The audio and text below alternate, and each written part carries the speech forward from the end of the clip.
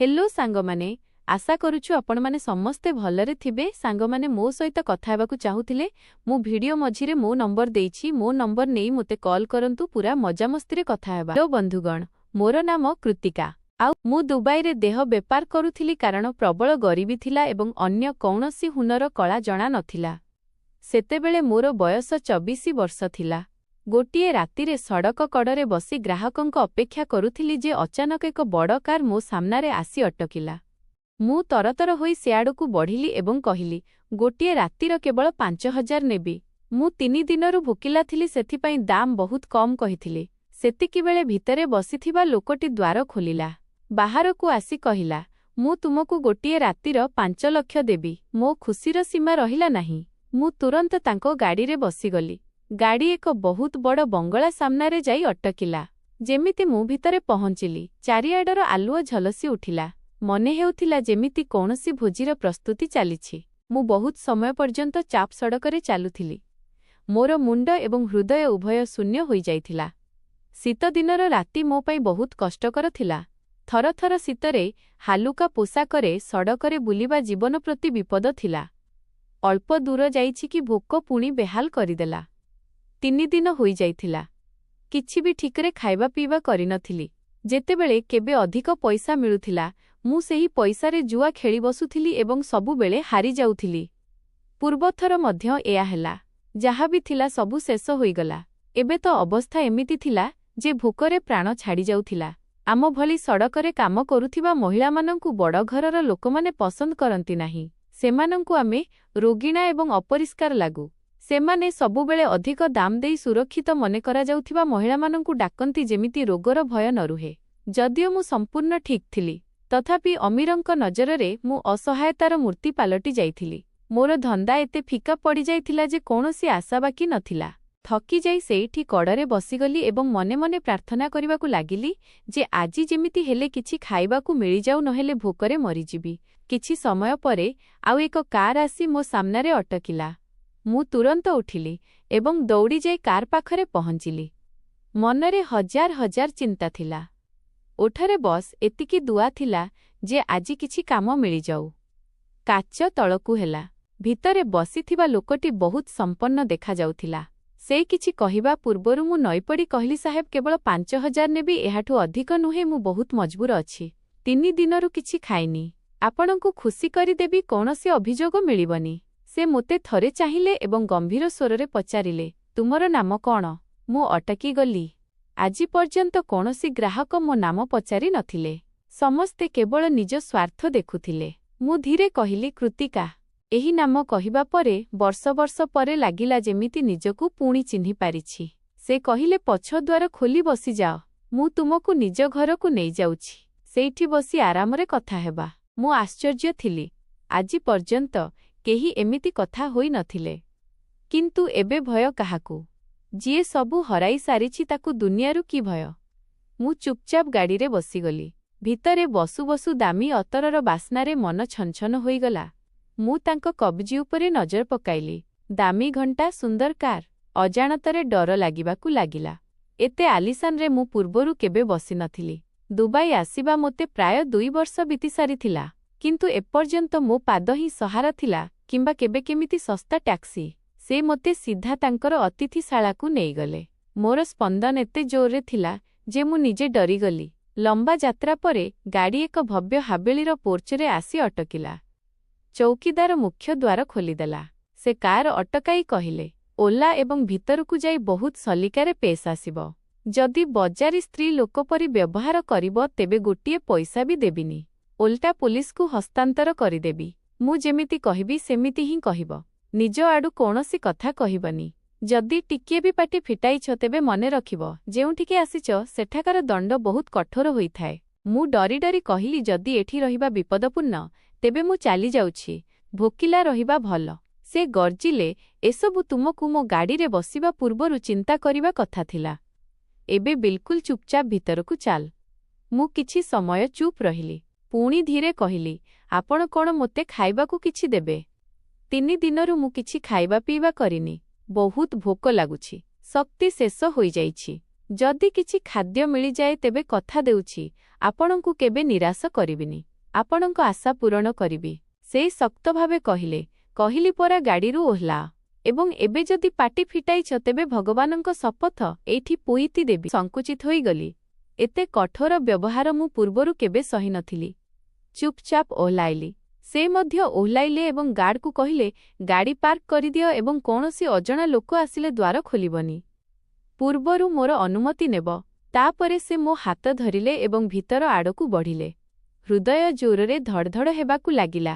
ସେ ମୋତେ ନେଇ ସିଧା ମୁଖ୍ୟରେ ପହଞ୍ଚିଲେ, ଯେଉଁଠି ପୂର୍ବରୁ ଅନେକ ପ୍ରତିଷ୍ଠିତ ବ୍ୟକ୍ତି ଉପସ୍ଥିତ ଥିଲେ। ସମସ୍ତେ ସୁନ୍ଦର ପୋଷାକ ପିନ୍ଧିଥିଲେ। ମୋତେ ଲାଗିଲା ବୋଧହୁଏ କୌଣସି ନୃତ୍ୟ ପ୍ରଦର୍ଶନ ପାଇଁ ଅଣାଯାଇଛି। ମନେ ମନେ ସ୍ଥିର କଲି ଯେ ଯଦି ନାଚିବାକୁ ପଡ଼େ ତେବେ ନାଚିବି। ସାଧାରଣତଃ ମୁଁ ଏମିତି କରେ ନାହିଁ, କିନ୍ତୁ ଆଜି ମଜବୁରି ଏତେ ଗଭୀର ଥିଲା ଯେ କିଛି ବି କରିବାକୁ ପ୍ରସ୍ତୁତ ଥିଲି। କିନ୍ତୁ ଜୀବନ ପ୍ରାୟତଃ ଆମ ଚିନ୍ତାଧାରାର ବିପରୀତ ହୋଇଥାଏ। ସେହି ବ୍ୟକ୍ତି ଜଣକ ସମସ୍ତଙ୍କ ସାମ୍ନାରେ ମୋ ହାତ ଧରିଲେ ଏବଂ ରେ ଥିବା ଲୋକଙ୍କୁ ସମ୍ବୋଧିତ କରି କହିଲେ, ନମସ୍ତେ ଦେବୀ ଓ ସଜ୍ଜନଗଣ। ସମସ୍ତଙ୍କ ନଜର ଆମ ଆଡ଼କୁ ଉଠିଲା। ସେ ମୋ ଉପରେ ଗୋଟିଏ ନଜର ପକାଇଲେ ଏବଂ ସାମାନ୍ୟ ଆଖି ଟିପ୍ ମାରିଲେ। ପୁଣି କହିଲେ, ଆପଣ ସମସ୍ତେ ଜାଣିବାକୁ ଚାହୁଁଥିଲେ ଯେ ମୋ ଜୀବନରେ କେହି ଅଛି କି ନାହିଁ। ଆଜି ମୁଁ ଆପଣ ସମସ୍ତଙ୍କୁ ମୋର ମଙ୍ଗେତର ନିର୍ବନ୍ଧିତ ପତ୍ନୀଙ୍କ ସହ ପରିଚୟ କରାଇବାକୁ ଚାହୁଁଛି। ଏହାଙ୍କ ନାମ କୃତିକା। ଆମେ ଦୁହେଁ ପରସ୍ପରକୁ ବହୁତ ଭଲ ପାଉ। ଏ ମୋ ଜୀବନକୁ ପ୍ରାୟ 2 ବର୍ଷ ପୂର୍ବେ ଆସିଥିଲେ ଏବଂ ଏବେ ମୋ ଜୀବନର ଅତି ଗୁରୁତ୍ୱପୂର୍ଣ୍ଣ ଅଂଶ ପାଲଟି ଯାଇଛନ୍ତି। ଆଶା କରୁଛି ଆପଣଙ୍କୁ ମୋ ମଙ୍ଗେତର ପସନ୍ଦ ଆସିବେ। ମୁଁ ହବାକ୍ ହୋଇଗଲି। ମୋର ଅନ୍ଦାଜ ନଥିଲା ଯେ ସେ ମୋର ପରିଚୟ ଏପରି ଘୋଷଣା କରିଦେବେ। ମୁଁ କିଛି କହିବା ପୂର୍ବରୁ ହିଁ ଜଣେ ମହିଳା ପାଖକୁ ଆସିଲେ। ତାଙ୍କ ହାତ ଧରି ଧୀରେ କହିଲେ, କ'ଣ କହୁଛୁ? ପାଗଳ ହୋଇଗଲୁଣି କି? ଏକ ସଡ଼କରେ ମିଳିଥିବା ଝିଅକୁ ମଙ୍ଗେତର କହୁଛୁ? ତତେ ହେଉଛି କ'ଣ? ଆଜି ତୋର ସମ୍ପର୍କ କେତେ ବଡ଼ ଘରୁ ଆସିଥିଲା। ଏହି ମୂର୍ଖାମି ବନ୍ଦ କର। ସମସ୍ତଙ୍କୁ କହିଦେ ତୁ ମଜାକ କରୁଥିଲୁ। ତାଙ୍କ ସ୍ୱର ଏତେ ଧୀର ଥିଲା ଯେ କେବଳ ଆମେ 3 ଜଣ ଶୁଣିପାରିଲୁ। ତେବେ ଅଚାନକ ସେ ଉଚ୍ଚ ସ୍ୱରରେ ସମସ୍ତଙ୍କ ଆଡ଼କୁ ଚାହିଁ କହିଲେ, ଆପଣମାନଙ୍କୁ ଆଶ୍ଚର୍ଯ୍ୟ ଲାଗୁଥିବ। ମୋ ମା କହୁଛନ୍ତି ଯେ ଆଜି ମୋ ପାଇଁ ପ୍ରସ୍ତାବ ଆସିଛି ଏବଂ ତାଙ୍କ ଅନୁସାରେ ମୋତେ ମୋ ନିର୍ବନ୍ଧରୁ ପଛକୁ ହଟିବା କଥା ନୁହେଁ। କିନ୍ତୁ ମା ଏମିତି ହେବନି। ଭଲ ପାଇବା ମଣିଷକୁ କେବଳ ଥରେ ହୁଏ ଏବଂ ମୋତେ ତ ହୋଇସାରିଛି।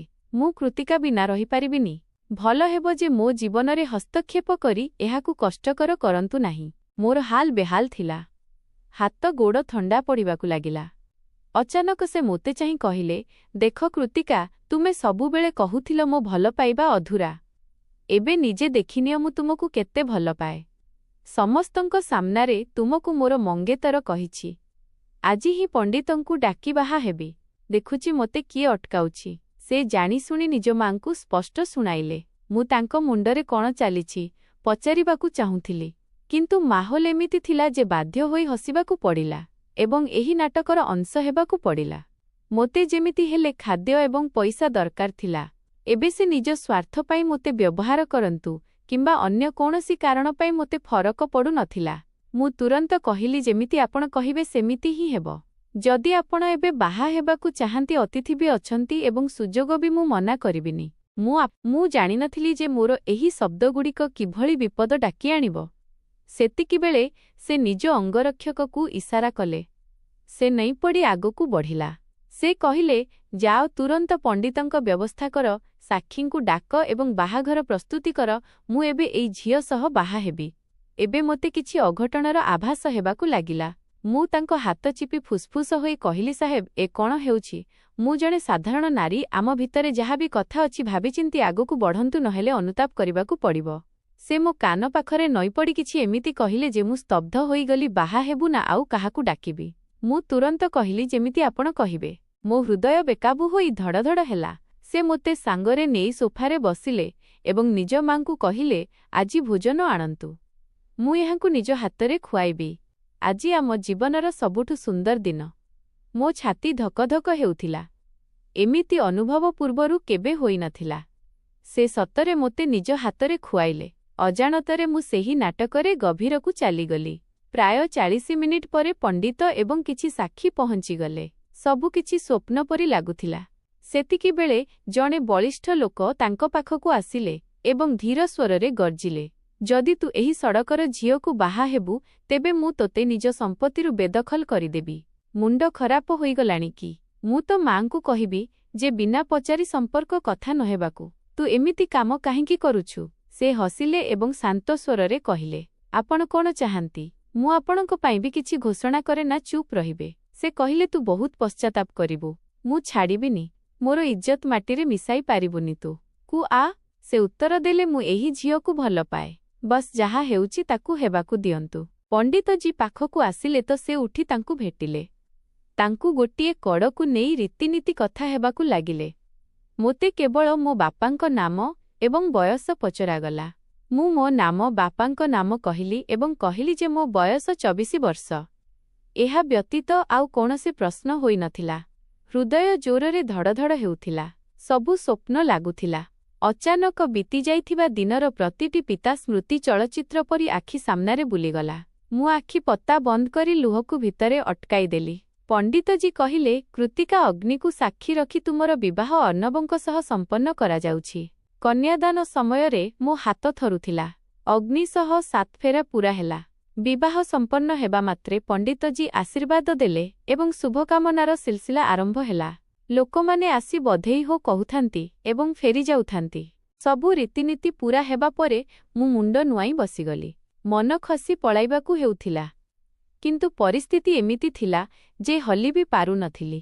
କିଛି ସମୟ ପରେ ସେ କହିଲେ, ଚାଲନ୍ତୁ ଆପଣଙ୍କୁ ରୁମ୍ ପର୍ଯ୍ୟନ୍ତ ଛାଡ଼ିଦେଉଛି। ଆରାମ କରିନିଅନ୍ତୁ, ପୁଣି ଦେଖାହେବ। ମୁଁ କଷ୍ଟରେ ମୁଣ୍ଡ ହଲାଇଲି। ସେ ମୋ ହାତ ଧରି ସିଡ଼ି ଆଡ଼କୁ ବଢ଼ିଲେ।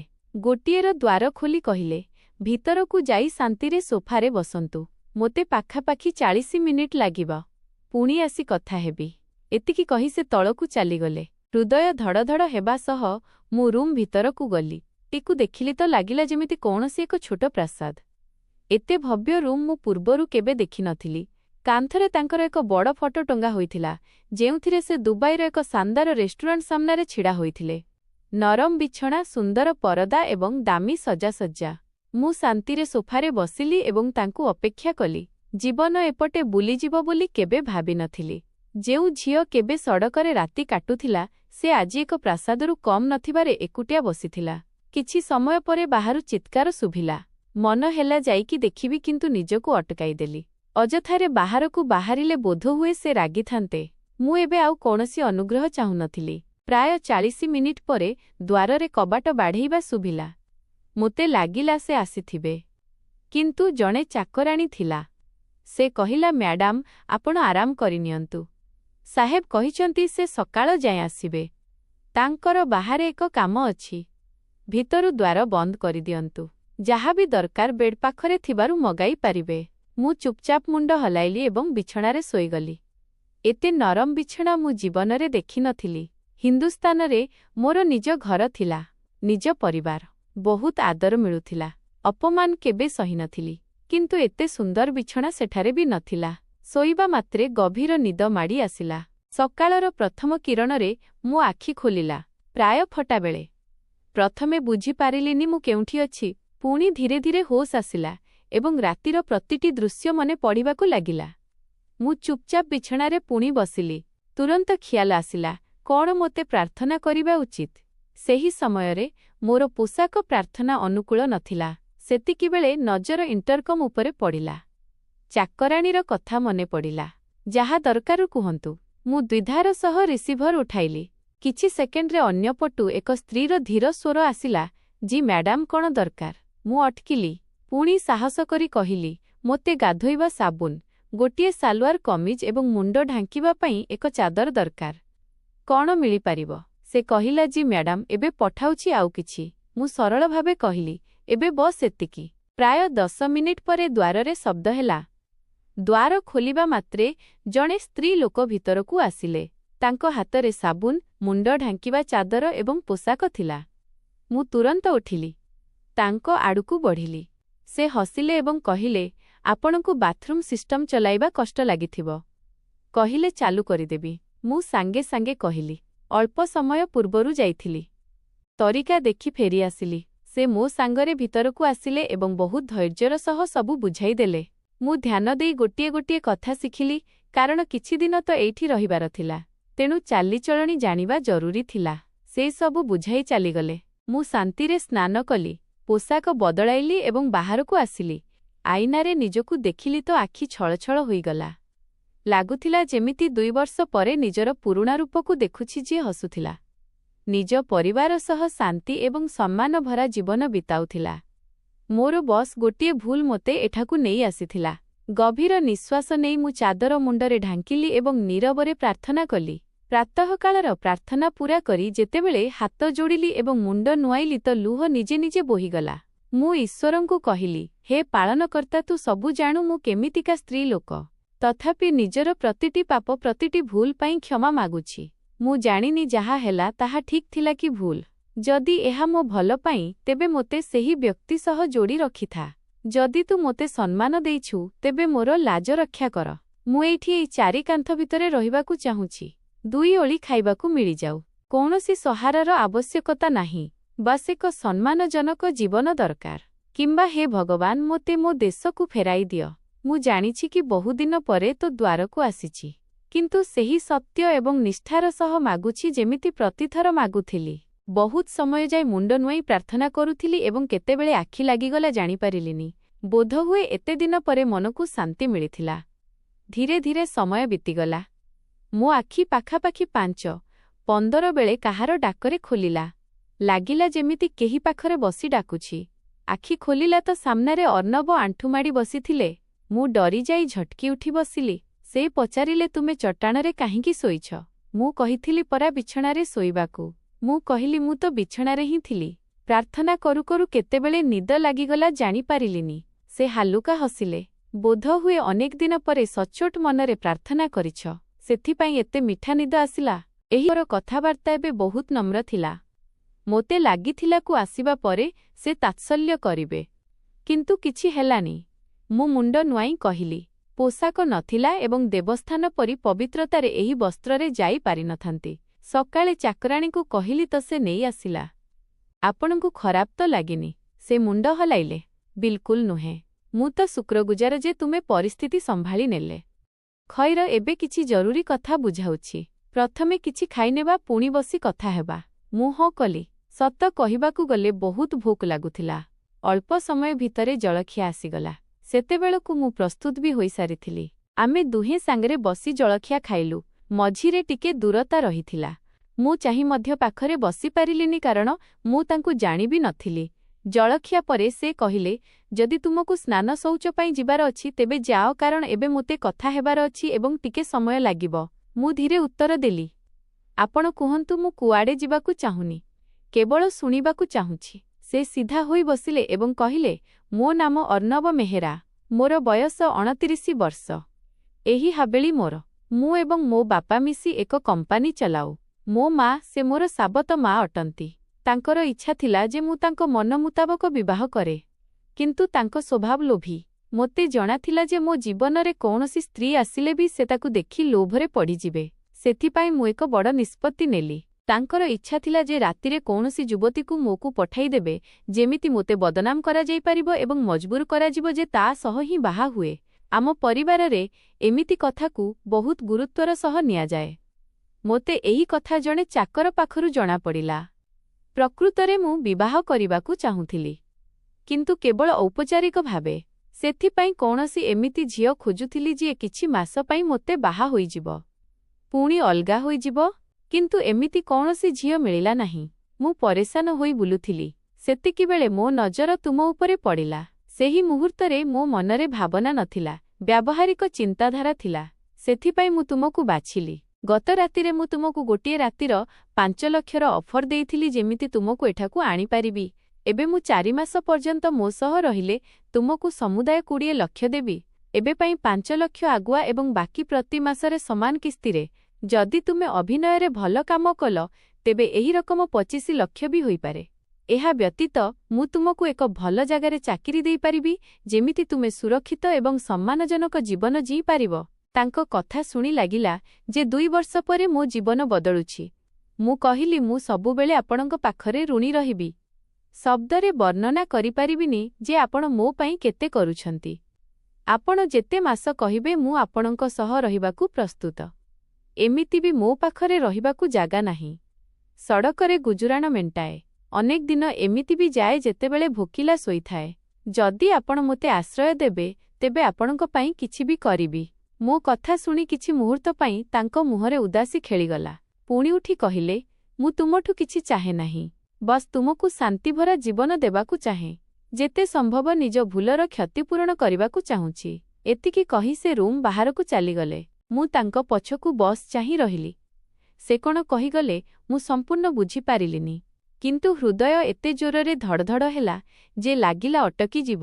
ନିଶ୍ଚୟ କିଛି ଥିଲା ଯେ ମୋତେ ଅତୀତକୁ ଟାଣି ନେଲା। ସେହି ଯନ୍ତ୍ରଣାଦାୟକ ଅଂଶକୁ, ଯାହାକୁ ମନେ ପକାଇବା ମାତ୍ରେ ମୋ ଅବସ୍ଥା ଖରାପ ହୋଇଯାଏ। ମୁଁ ଏକ ସର୍ଦ୍ଦାର ପରିବାରର ଝିଅ। ବାପା କାରଖାନାର ଠିକାଦାର ଥିଲେ। ସମସ୍ତେ ଆମକୁ ଆଦର କରୁଥିଲେ। ମୋ ବ୍ୟତୀତ 2 ଜଣ ବଡ଼ ଭାଇ ଏବଂ 2 ଜଣ ସାନ ଭଉଣୀ ଥିଲେ। ବାପା ସମସ୍ତଙ୍କୁ ସମାନ ଭଲ ପାଉଥିଲେ, କିନ୍ତୁ ଝିଅମାନଙ୍କୁ ବିଶେଷ ସମ୍ମାନ ଯେମିତି ତାଙ୍କ ଜୀବନ ଆମ ଭିତରେ ଥାଏ। ସେ ପ୍ରାୟତଃ କହୁଥିଲେ, 2ଟି ପୁଅ ପରେ ଯେତେବେଳେ ତୁ ଆସିଲୁ ତ ମୋ ପାଇଁ ସେହି ଶାନ୍ତି ଥିଲା, ଯାହା ପରେ ପରିସ୍ଥିତି ଭଲ ହେବାକୁ ଲାଗିଲା। ମୋର ପ୍ରତିଟି ଛୋଟ ବଡ଼ ଇଚ୍ଛା ସେ ପୂରଣ କରୁଥିଲେ। ଥରେ ମୋର ମୋବାଇଲ ନେବାକୁ ସୌଖ ହେଲା। ମୁଁ ବସ୍ ଠାରେ କହିଲି ଏବଂ ସେ ମାନିଗଲେ। ଭାଇମାନେ ଯୁକ୍ତି କଲେ, ଏହାକୁ ମୋବାଇଲର କ'ଣ ଦରକାର? ଏହାର ହକଦାର ନୁହେଁ। କିନ୍ତୁ ବାପାଙ୍କ ଆଗରେ କାହାର ଚଳିଲା ନାହିଁ। ମୋର ଏକ ଟଚ୍ ମୋବାଇଲ ମୋ ହାତକୁ ଆସିଗଲା। ଧୀରେ ଧୀରେ ମୁଁ ବନ୍ଧୁମାନଙ୍କ ସହ ଯୋଡ଼ି ହେଲି। ଫେସବୁକରେ କିଛି ପୁଅଙ୍କ ସହ ବି କଥାବାର୍ତ୍ତା ହେବାକୁ ଲାଗିଲା। ଆରମ୍ଭରେ ସବୁ ମଜା ଲାଗିଲା, କିନ୍ତୁ ଧୀରେ ଧୀରେ ମନଛନ୍ଦି ହୋଇଗଲା। ଏହି ମଝିରେ ମୋର ଦେଖା ମେହେରା ନାମକ ଜଣେ ବ୍ୟକ୍ତି ସହ ହେଲା। ସେ ବହୁତ ମିଠା କଥା କହୁଥିଲା ସେ ଦୁବାଇରେ ରହେ।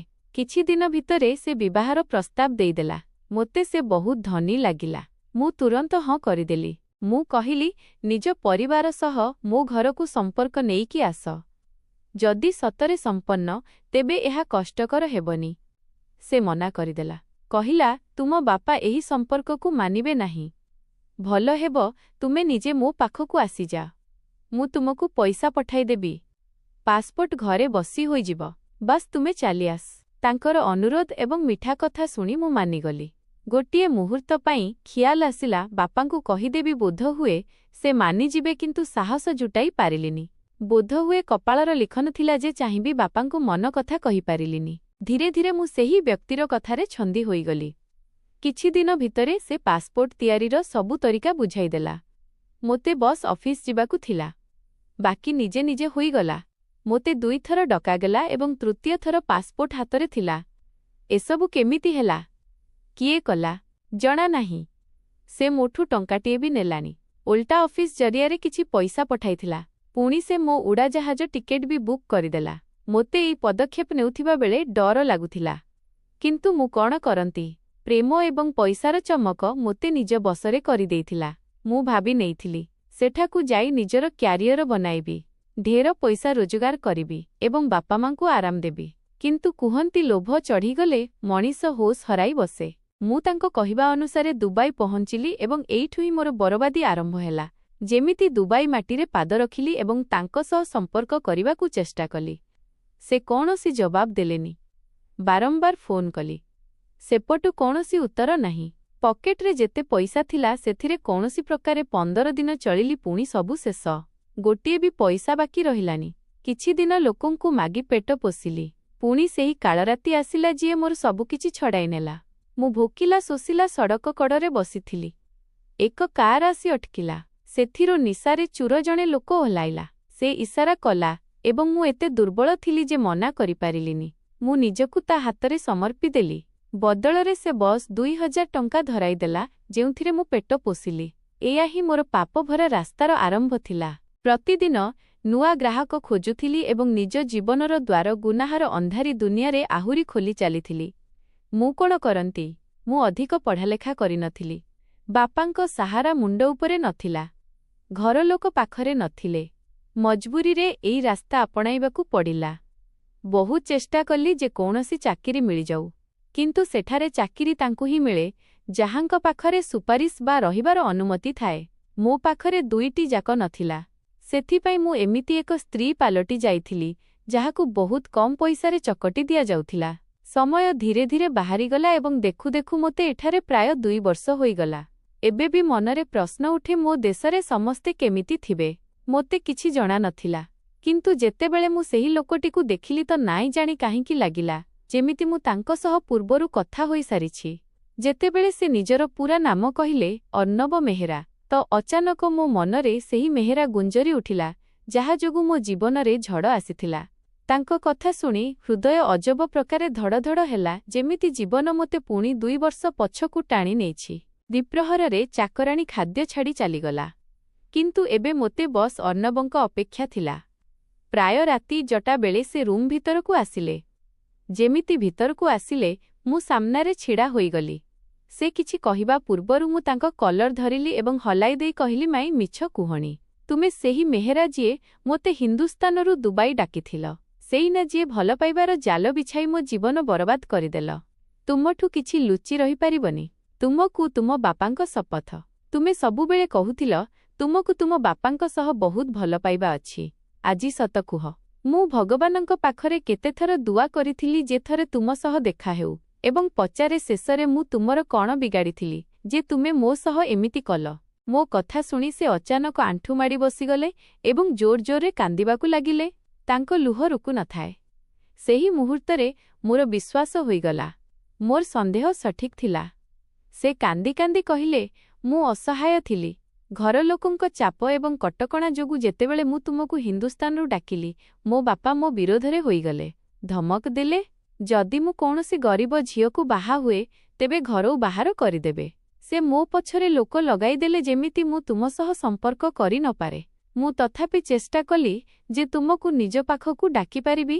ମୁଁ ଏକ ବିଶ୍ୱାସୀ ଲୋକକୁ ପଠାଇଥିଲି, କିନ୍ତୁ ତୁମେ ତାକୁ ଭେଟିଲ ହିଁ ନାହିଁ। ପୁଣି ଗତ ସପ୍ତାହରେ ମୋତେ ଜଣାପଡ଼ିଲା ଯେ ତୁମକୁ ଏକ ଗ୍ରାହକଙ୍କ ସହ ଦୁବାଇର ଏକ ହୋଟେଲରେ ଦେଖାଯାଇଛି।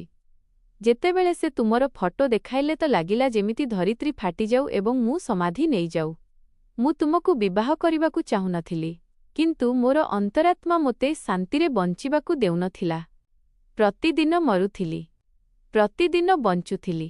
ସେଥିପାଇଁ ମୁଁ ଏକ ଯୋଜନା ବନାଇଲି ଏବଂ ତୁମକୁ ନିଜ ଜୀବନରେ ସାମିଲ କରିବାକୁ ନିଷ୍ପତ୍ତି ନେଲି। ମୋତେ ଜଣାଅଛି ମୋ ପାଇଁ ତୁମକୁ ଗ୍ରହଣ କରିବା ସହଜ ହେବନି, କିନ୍ତୁ ଆଜି ମୁଁ ନିଜର ସବୁ ପ୍ରତିଶ୍ରୁତି ପୂରା କରିବାକୁ ଚାହୁଁଛି। ଦୟାକରି ମୋତେ ଆପଣାଇ ନିଅ। ସେହି ମୁହୂର୍ତ୍ତରେ ମନ ଚାହୁଁଥିଲା ମୁଁ ତାଙ୍କୁ ନିଜ ଜୀବନରୁ ସବୁଦିନ ପାଇଁ ବାହାର କରିଦିଅନ୍ତି। କିନ୍ତୁ ମୁଁ ଏତେ କିଛି ସହିଥିଲି ଯେ କେଉଁଠି ନା କେଉଁଠି ହୃଦୟ ଚାହୁଁଥିଲା କୌଣସି ଏମିତି ସାନ ହେଉ ଯିଏ ମୋତେ ସତରେ ଭଲ ପାଉ। ଯନ୍ତ୍ରଣା ନୁହେଁ, ସମ୍ମାନ ଏବଂ ସ୍ନେହ ଦେଉ। ସେଥିପାଇଁ ନ ଚାହିଁ ମଧ୍ୟ ମୁଁ ତାଙ୍କୁ କ୍ଷମା କରିଦେଲି ଏବଂ ତାଙ୍କ ସହ ଏକ ନୂଆ ଜୀବନ ଆରମ୍ଭ କଲି। ଆରମ୍ଭ ଦିନଗୁଡ଼ିକରେ ଛୋଟମୋଟ ସମସ୍ୟା ଆସିଲା। ନିଜ ଅତୀତକୁ ନେଇ ମୁଁ ସଙ୍କୁଚିତ ରହୁଥିଲି। ଡରୁଥିଲି ଯେ କାଳେ ସେ ତାତ୍ସଲ୍ୟ କରିବେ। ସେ ମୋ ସହ ବହୁତ କଥା ହୁଅନ୍ତି, କିନ୍ତୁ ସେମିତି କିଛି ହେଲାନି ଯେମିତି ଲୋକମାନେ ଭାବନ୍ତି। ସେ ମୋତେ ଥରେ ବି କହିନାହାନ୍ତି ଯେ ମୁଁ ଗଳି କନ୍ଦିର ସ୍ତ୍ରୀ କିମ୍ବା ମୋର ଅତୀତ କଳଙ୍କିତ। ସେ ସବୁବେଳେ ମୋତେ ଆଦର ଦିଅନ୍ତି। ତାଙ୍କ ସାବତ ମା ସବୁବେଳେ ମୋ ପଛରେ ପଡ଼ିଥାନ୍ତି, କିନ୍ତୁ ସେ ମୋତେ ତାଙ୍କଠୁ ବଞ୍ଚାନ୍ତି ଏବଂ ବାପାଙ୍କ ସାମ୍ନାରେ ମୋର ଇଜ୍ଜତ ବଢ଼ାନ୍ତି। ଯେଉଁ ସ୍ୱପ୍ନ ଥିଲା ସେସବୁ ପ୍ରାୟତଃ ଶେଷ ହୋଇସାରିଥିଲା, କିନ୍ତୁ ଧୀରେ ଧୀରେ ପୁଣି ଜୀବନ୍ତ ହେବାକୁ ଲାଗିଲା। ବିବାହର 8 ମାସ ପରେ ସେ ମୋତେ ମୋ ବାପଘରକୁ ନେଇଗଲେ। ଭାଇମାନଙ୍କର ବାହାଘର ହୋଇସାରିଥିଲା। ଭଉଣୀମାନଙ୍କର ସମ୍ପର୍କ ଠିକ୍ ହୋଇସାରିଥିଲା।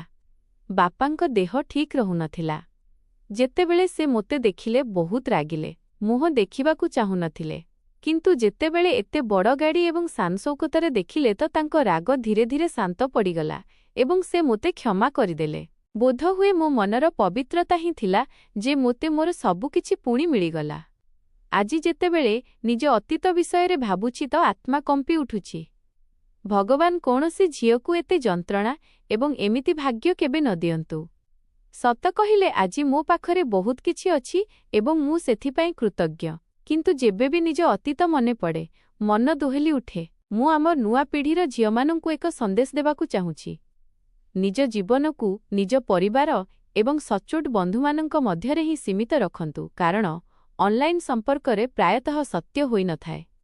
ଏହା ପଛରେ ଦେଖାଣିଆ ଏବଂ ଛଳନା ଲୁଚି ରହିଥାଏ, ଯାହା ଆପଣଙ୍କୁ ବରବାଦ କରିପାରେ।